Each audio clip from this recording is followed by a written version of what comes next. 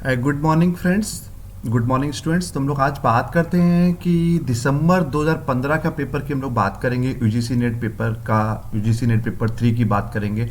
हम लोग 30 क्वेश्चन इसके पहले ही भी कर चुके हैं। हम लोग का वीडियो यूट्यूब पर अपलोड है। अभी तक कि जिन लोगों ने मेरा चैनल लाइक एंड सब्सक्राइब नहीं किया है तो I just requesting to you, please do like and subscribe my channel for more informative videos in near by future. So we are starting with the 31st question we have already done. हम लोग 30 question पहले ही कर चुके हैं, तो हम लोग 31वां question करेंगे। तो 31वां क्वेश्चन की बात करेंगे तो from investor point of view the cost of capital is. तो इन्वेस्टर के पॉइंट ऑफ व्यू से कॉस्ट ऑफ कैपिटल क्या होता है? Interest rate no, market value no, stock exchange value no. Investor के पॉइंट ऑफ बात कर रहे हैं, यील्ड ऑफ कैपिटल, सेक्रीफाइस। तो 31 का सी, 31 का 3 इज द करेक्ट आंसर। अब 32वें की बात करेंगे। Formula for net cash inflow of project is. Formula for net cash inflow, sales minus operating cost ये नहीं होता, sales minus operating cost expenses ये भी नहीं होता। नेट कैश इनफ्लोज की बात कर रहे हैं। Net profit after taxes plus depreciation, जितना भी प्रॉफिट के आता है टैक्स डिडक्शन ऑफ टैक्सेस के बाद प्लस डेप्रिसिएशन को उसमें हम ऐड कर देते हैं तो हमारा क्या बन जाता है? फॉर्मूला नेट कैश और इनफ्लो हम लोग निकाल लेते हैं। तो 32वें का भी हमारा तीसरा होगा। अब हम लोग 33वें का बात करते हैं। Concentration banking is a method of decentralize collection. ठीक है, तो ये याद रखिएगा, हम लोग कंसंट्रेशन बैंकिंग से क्या करते हैं? हम लोग डिसेंट्रलाइज कर देते हैं कलेक्शन को, तो that is called concentration banking. 33वां का A1, 33 का पहला क्वेश्चन हो गया। 34वें की बात करेंगे। 34वें का in case cost of capital is 10%, EPS is equal to 10, IRR is 8%, retention time लगेगा इसमें, वही फॉर्मूला वही लगेगा। EPS वही P is equal to EPS 1 minus b upon K upon minus K by the K minus BR। मतलब formula याद कर note कर लीजिए। P is equal to EPS bracket में 1 minus b upon K minus BR। ठीक है, तो आपको नॉर्मली इसमें टाइम लगेगा, अदरवाइज में आपको करा देता है। अगर नहीं समझ में आए तो आप पूछ लीजिए, आपको करा दिया जाएगा क्वेश्चन। अब 35वें की बात कर रहे हैं। A firm which high operating leverage has. अच्छा, कौन सी फर्म्स में ऑपरेटिंग लीवरेज हाई होता है? Low fix cost in its production process, no. High variable cost in its production process, no. High fix cost, yes, जहां पर आपकी fix cost high होगी इन प्रोडक्शन प्रोसेस वहां पर ऑपरेटिंग लीवरेज भी आपका हाई होगा। तो 35वें का भी हमारा तीसरा होगा। अब हम लोग 36वें की बात करेंगे। Stakeholder, situational factors, HRM policy, HR outcomes, long term consequences को हमें मैच ऑफ द फॉलोइंग्स में करना है। ठीक है, तो स्टेक होल्डर इंटरेस्ट हमारा हो गया गवर्नमेंट्स। ठीक है, क्लियर। तो नो, स्टेक होल्डर आपका हो गया है 36 में पहले। अच्छा हाँ, तो स्टेक होल्डर इंटरेस्ट हो गया हमारा गवर्नमेंट्स। ठीक है, ये द हार्वर्ड फ्रेमवर्क डेवलप्ड है उसके अकॉर्डिंगली हम बात कर रहे हैं। सिचुएशनल फैक्टर्स में हमारा आ जाएगा बिजनेस स्ट्रेटजी। HRM पॉलिसीज में आ जाएगा वर्क सिस्टम। HR आउटकम्स में हो जाएगा कॉस्ट इफेक्टिवनेस की बात करेंगे हम लोग। लॉन्ग टर्म कॉन्सिक्वेंसेस की बात करेंगे तो हमारा इंडिविजुअल वेल बीइंग आ जाएगा। तो 4, 5, 1, 2, 3, 4 स्टेक होल्डर का 4th गवर्नमेंट, सिचुएशनल फैक्टर्स का 5th बिजनेस स्ट्रेटजी। ठीक है, HRM पॉलिसीज का वर्क सिस्टम, HR आउटकम का cost effectiveness and long term consequences का इंडिविजुअल वेलबींग्स की हम लोग बात करेंगे as per the Harvard framework. तो 4th, 5th, 1, 2nd, 3rd the correct answer. तो कौन सा है? यस, 36वें का तीसरा, 36वें का तीसरा इज द करेक्ट आंसर। 37 की बात करेंगे हम लोग। एक क्वेश्चन और रह गया इसमें। The committees which promote workers participation in management और usually establish only at the committees. अच्छा, ऐसी कौन सी कमेटी जो workers participation in management promote करता है? Corporate level, plant level, shop floor, तीनों लेवल का प्रमोट करता है। तो कहीं ना कहीं इसका आंसर होगा ऑल ऑफ द एबव। 37वें का चौथा, 37 का 4th will be the correct answer, all of the above. तीनों लेवल की हमारी कमिटीज कहीं ना कहीं वर्कर्स पार्टिसिपेशन का मैनेजमेंट में प्रमोट करती हैं। अब 38वें की बात करेंगे, 38 का। ठीक है, and the T group and sensitivity training और नॉट द सेम। यस, दोनों अलग अलग होता है और नॉट द सेम। ठीक है, ट्रू है, दोनों अलग, दोनों सेम नहीं होते। T group participant belongs to the diverse group and may not be familiar with each other. Yes, because दोनों मतलब पूरा जो T group के participant होते हैं, they are having differences in a different characteristics. तो वो लोग diverse group के होते हैं तो आपस में familiar नहीं होते हैं. दोनों स्टेटमेंट हमारे ठीक है. T group training sessions are well structured. No. तो 1 and 2 हमारा ठीक है, तीसरा हमारा गलत है. तो 38 में का कौन सा होगा? 38 का first will be the correct answer. अब हम लोग 39 की बात करेंगे. Review is heavily influenced only by any one characteristics of the employee whose performance is being reviewed is known as. Review is heavily influenced only by one characteristics. हमने आपको performance appraisal के दौरान पढ़ाया था. आरआरसी ने performance appraisal में सबसे पहला हेलो इफेक्ट पढ़ाया, फिर स्टोरी टाइपिंग पढ़ाया था, कांस्टेंट सम एरर पढ़ाया था, आपको सेंट्रल टेंडेंसी भी पढ़ाया था. ठीक है, तो इसमें आपका हेलो इफेक्ट होगा कि आप एक कैरेक्टरिस्टिक्स को देखकर उसकी पूरी ओवरऑल परफॉर्मेंस आप इवेलुएट कर रहे हैं, इसी को हम लोग हेलो इफेक्ट कहते हैं.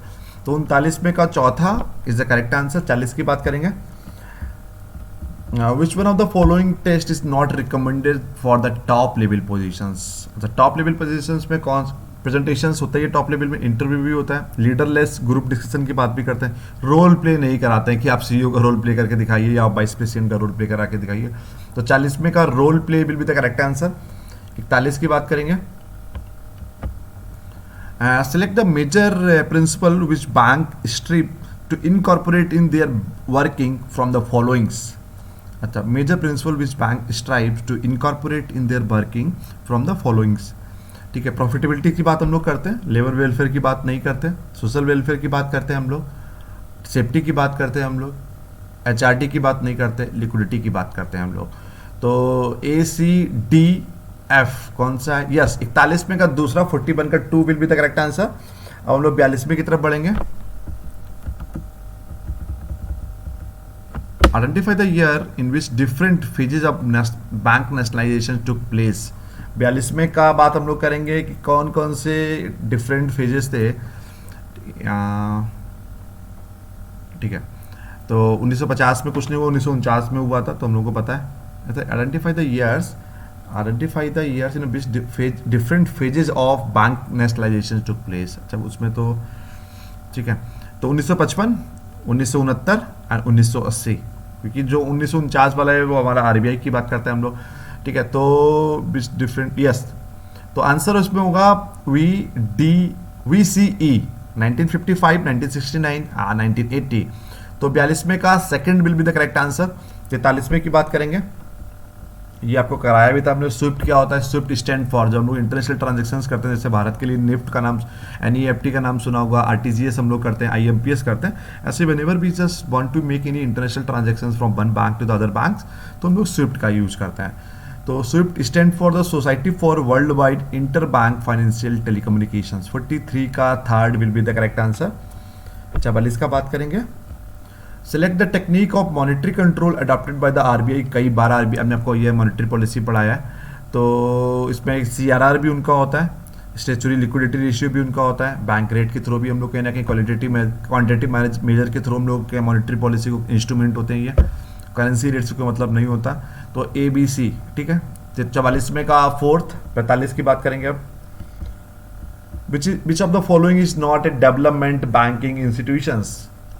ठीक है, आईडीबीआई है, आईएफसीआई है, आईसीआईसीआई भी है, एक्जिम बैंक नहीं है, क्योंकि एक्जिम बैंक को पता है export import bank of India है, जो स्पेशली कहीं ना कहीं एक्सपोर्ट इंपोर्ट को बढ़ावा देने के लिए हम लोग काम करते हैं. लेटर ऑफ क्रेडिट इशू करता है. ठीक है, हमारा एक्सपोर्ट मार्केटिंग कर रहे हैं, इंपोर्ट मार्केटिंग कर रहे हैं, export finance, pre shipment finance, post shipment finance, कई सारे एक्जिम बैंक के काम होते हैं, मैंने आपको बताया भी है ये. तो 45 में का third will be the correct answer. फिर 46 की बात करेंगे. विच of the following is not a characteristics of watering internationally. ठीक है, तो वाटरिंग हमारा क्या होता है हम लोगों को पता है. वाटर सिस्टम इज गुड्स के बदले गुड्स की बात करते हैं. Water can be time consuming. No. Water can be expensive.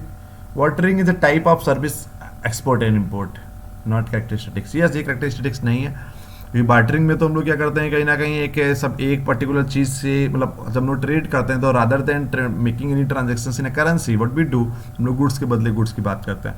तो bartering is the type of services export and import, ये नहीं है. तो 46 में का तीसरा हमारा करेक्ट आंसर होगा. 47 की बात करेंगे. ठीक है, International business has grown in more recent year at a faster pace than global production. Yes, true. I and the growth through the trade has increased, but growth through foreign direct investment has not. No, गलत, ये गलत है। कहना growth भी आजकल देशों का हुआ है तो कहने एफडीआई के चक्कर में ही हुआ है, तो सेकंड हमारा गलत है। ए हमारा ए ठीक है, आर गलत है। A is correct, R is incorrect. कौन सा हुआ? 47 में का second will be the correct answer. और हम लोग 48 की बात करेंगे, ठीक है। 48 का बात करेंगे कि identify the multinational corporations from the following. आज कौन कौन से हमारे मल्टीनेशनल कॉर्पोरेशंस हैं, ठीक है। आईओसीएल है, दुनिया के बहुत सारे देशों में है।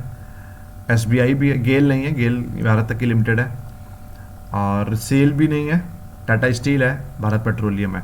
तो ACEF, IOCL, SBI, Tata Steel and the Bharat Petroleum. तो 48 का fourth will be the correct answer. 49वें का बात करेंगे, तो 49वें में हमारा legal stay agreement between the two countries govern how both the countries tax earning. Yes, true. International law may determine how and whether companies can operate in a certain locale. Yes, true. तो both the statement are true. तो 49वें का A will be the correct answer. 50वें की तरफ हम लोग बढ़ेंगे, तो 50वें की बात करेंगे। Which of the following is an example of an issue for which an agreement has not been made between two or more countries? ठीक है, तो which of the following is an example of an issue for which an agreement has not been made, अच्छा, between two or more countries, ठीक है। Restricting the harmful emissions, no. Deep sea mining in non coastal areas, yes. जब हम लोग कोई non coastal areas में कोई हम लोग डीप सी माइनिंग की बात करते हैं तो कहीं ना कहीं वहाँ पर कोई सर्टेन अग्रीमेंट्स की हम लोग बात उसमें नहीं करते हैं। तो 50वें का हमारा सेकंड, 15 का 50वें का दूसरा हमारा आंसर होगा। 51 की हम लोग बात करते हैं, ठीक है। तो 51 में तो भाई मैच ऑफ द फॉलोइंग के आप लोगों को पता होगा, अकाउंटिंग स्टैंडर्ड बहुत ज़्यादा तक हमको नहीं याद है, लेकिन एक दो याद है, उस चीज़ से बेसिस पे हम करेंगे कोशिश। इंटेंजिबल एसेट हमको लगता है कि IND AS 38 की बात करेंगे इसमें हम लोग, ठीक है। तो पहले का फोर्थ किस में है? तीनों में है, और कंफ्यूजिंग हो गया, ठीक है। और इम्पेयरमेंट ऑफ एसेट की बात करेंगे तो AS 36 होता है, यही दोनों पता है हमको, तो ये दूसरा ही हो गया। तो 51 का दूसरा, 51 का second will be the correct answer. 52 की बात करेंगे, 52 का, ठीक है। And human resources accounting is the measurement of the cost and value of people to the organizations. Yes, HR accounting हम लोग यही करते हैं, cost and value of the value of people of the organizations की बात करते हैं। Human resources accounting involve measuring the costs incurred by the organizations to recruit, select, hire, train and develop employees and judges their economic values to the organization. Yes, true. So both the A certain and A and R are correct and R is the right explanation of A. तो 52 का A will be the correct answer।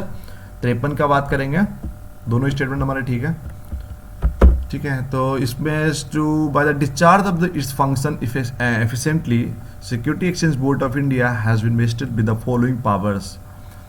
तो security exchange board of India की कौन कौन सी powers होती हैं? To approve by law of stock exchange, yes. To direct the stock exchange to amend their by laws, yes, ये भी करता है। Inspect the books of account and call for periodically return for recognize stock exchange, yes. Inspect the book of account of financial intermediaries, yes. compel the certain companies to list their shares, yes। Registration of brokers का भी काम इस security exchange board of India के तहत। तो ठीक है, 6 statement हमको ठीक लग रहा है। तो कौन सा? Yes, ABCDEF। तो 53 का चौथा बिल भी द करेक्ट आंसर। 54 की बात करेंगे हम लोग, तो कंसिडर द फॉलोइंग कैरेक्टरिस्टिक्स,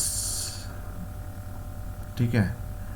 ये 54 की हम लोग high risk high return, small and medium size enterprises, private equity stakes in startup, investment fund. अच्छा, ये अब एट्रीब्यूट्स और फंड म्यूचुअल फंड में नहीं होता, ठीक है। इन्वेस्टमेंट फंड नहीं है, म्यूचुअल फंड तो आप private equity stakes in startups में नहीं काम करता है। Qualified institutional buyer, yes. Venture capitalist यही काम करते हैं। हाई रिस्क हाई रिटर्न की बात करते हैं, इस बहुत बड़े ऑर्गेनाइजेशंस को फंडिंग नहीं करते हैं, प्राइवेट इक्विटीज स्टार्टअप्स में फंडिंग करते हैं, और एक इन्वेस्टमेंट फंड भी है, ठीक है।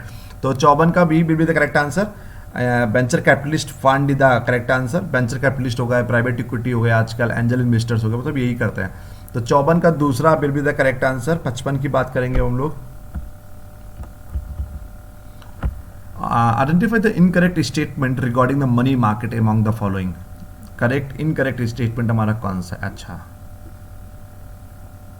The money market detail is short term finance receivable on demand which a maturity period, yes short term, ये ठीक है, ये इनकरेक्ट है। ट्रेजरी बिल्स और instrument to short term borrowings by government of India, ये भी सही है।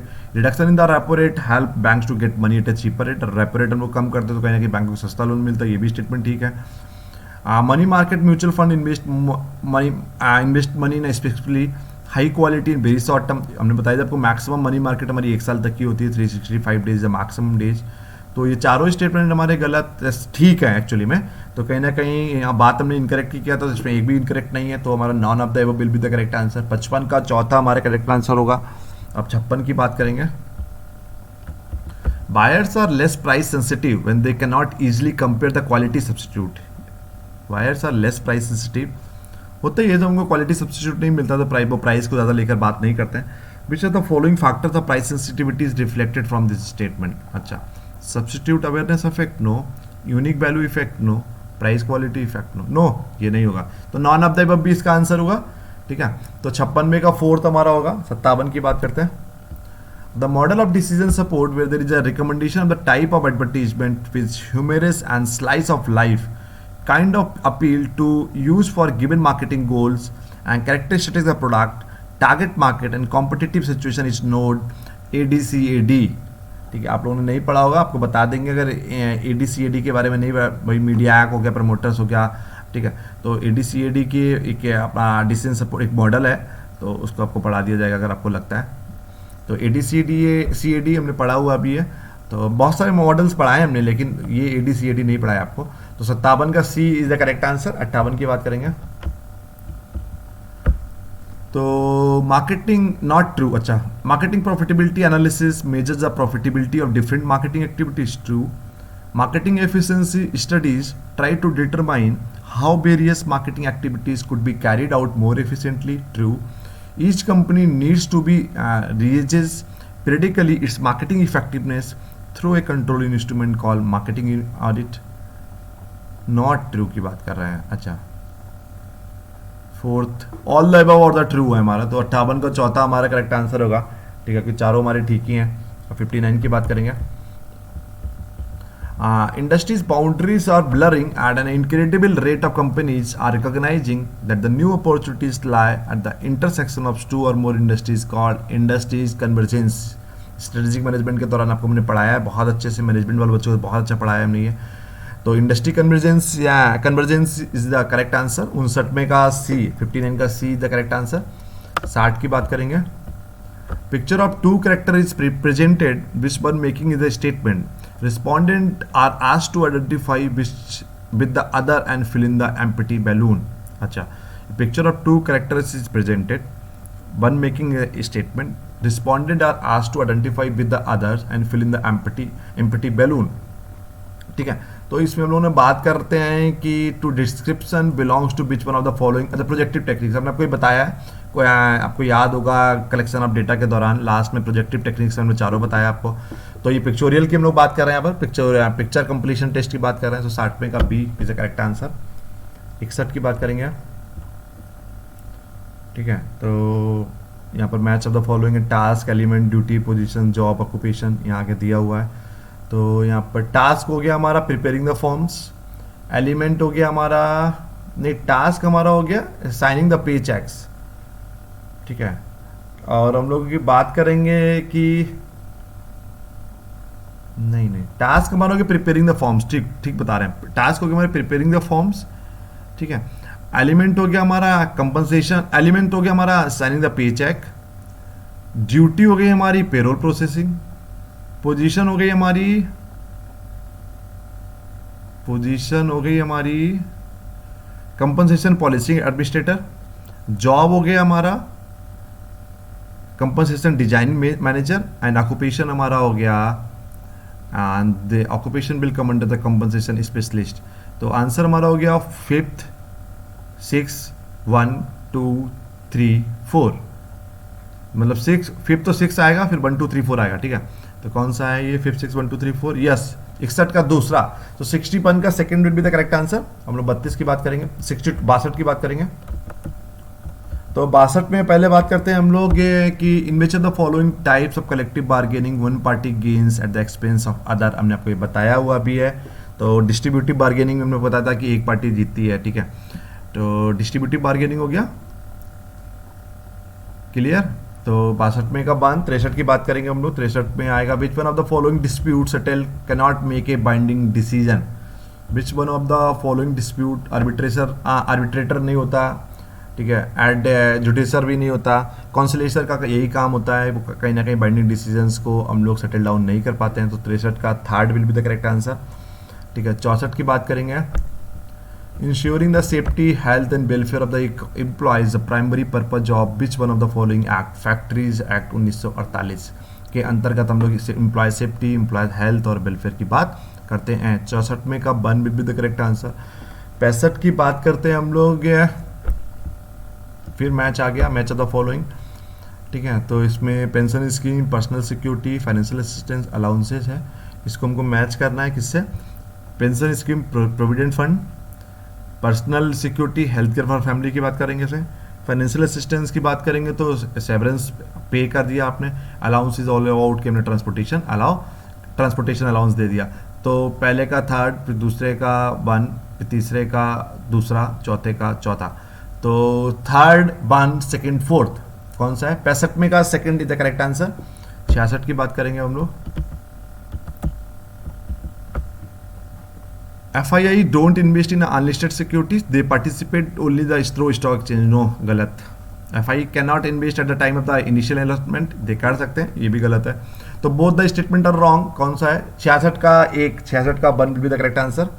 67 की बात करेंगे, विच one of the following is not a member of association of south east Asian, Singapore, Malaysia, Thailand, Vietnam. हमको तो ये चारों लग रहे हैं।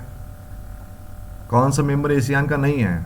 चारों मेंबर है ये, आप लोग देख लीजिएगा। हमको क्वेश्चन ही गलत लग रहा है, एक बार आप लोग भी देख लीजिएगा। ये I will be check it on the Google. As per my knowledge Singapore भी एशियान का मेंबर है, मलेशिया भी है, थाईलैंड भी है, वियतनाम भी है। All these countries are the member of ASEAN. अब 68 की बात करेंगे तो इसका कोई आंसर, ये क्वेश्चन ही गलत लगता है हमको।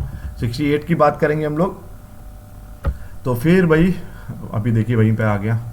इसको मैच ऑफ द फॉलोइंग करना है। तो सार्क में अफगानिस्तान, सार्क में 8 कंट्री ना, कि हम लोग जिसको बोलते हैं, अफगानिस्तान भी हो गया हमारा, म्यांमार भी हो गया, बर्मा, बांग्लादेश भी हो गया, श्रीलंका भी है, पाकिस्तान है, इंडिया, नेपाल है। 8 कंट्री ना सार्क में। तो सार्क हमारा अफगानिस्तान हो गया, एशियान फिलीपींस हो गया, यूरोपियन यूनियन हंगरी हो गया, नाफ्टा कनाडा हो गया, यूएस मैक्सिको कनाडा। तो third, one, fourth, two, third, one, fourth, two. 68 का third will be the correct answer. 69 की बात करेंगे हम लोग,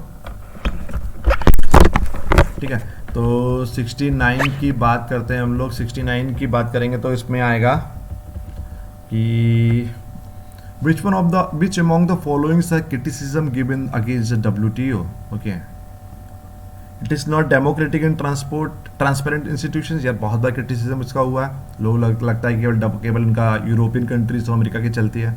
it has domination of international trade by which rich countries for the benefit of their individual interest. Yes, dominate कर ही रहे हैं अमीर country. It encourage a race to the bottom in wages by pitting the workers against each other rather than the promoting internationally recognized labor standard. Yes, it is a seeking to privatize essential public service. Yes, तो चारों ठीक है, ABCD। 69 का D will be the correct answer. 70 की बात करेंगे हम लोग।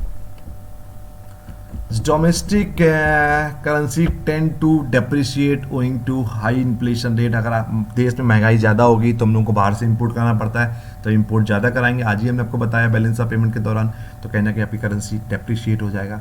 तो 70 का third will be the correct answer.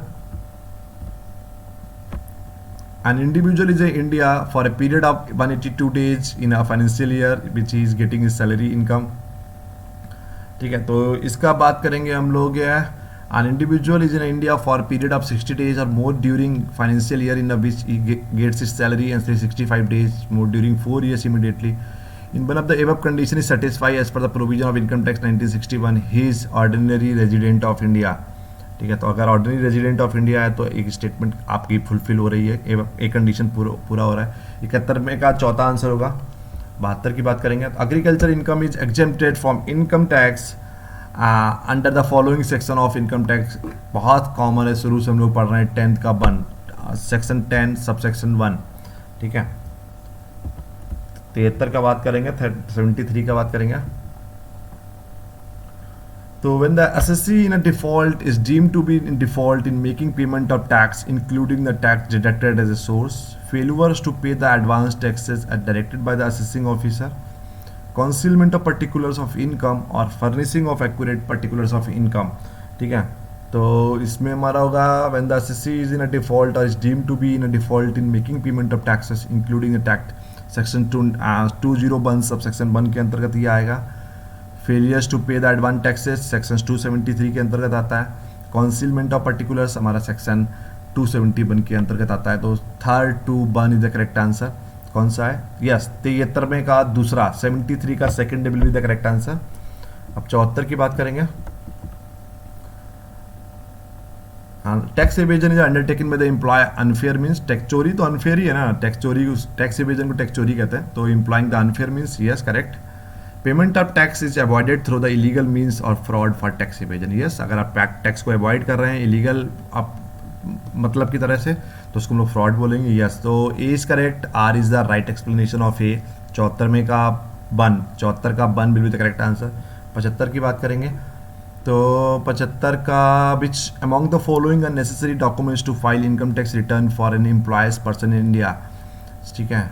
तो ये याद रखिए, ये आधार कार्ड अब कंपलसरी किया हमने, 2015 का पेपर है। तो उस समय केवल पैन कार्ड और फॉर्म 16 जिसको बोलते हैं issued by the employer, it used to be the compulsory. तो B and C will be the correct answer. मतलब 75 में का चौथा, 75 का 4 इज द करेक्ट आंसर, ठीक है। तो हमने पूरा पेपर डिस्कस कर लिया। तो will meet you by the tomorrow और some other day with the next paper. तो अभी तक के जिन्होंने मेरे पेपर्स नहीं देखे हैं पुराने, आप लोग सब पेपर्स कॉमर्स वाले स्टूडेंट देख लीजिए। We have still 10-15 days for the 10 दिन हम लोग के पास अभी भी है पेपर का। तो आप लोग सब पुराने क्वेश्चंस पेपर देख लीजिएगा। तो thank you so much for joining. अभी तक के जिन्होंने चैनल मेरा लाइक एंड सब्सक्राइब नहीं किया, do like and subscribe my channel for more informative videos in near by future. Thank you so much for joining.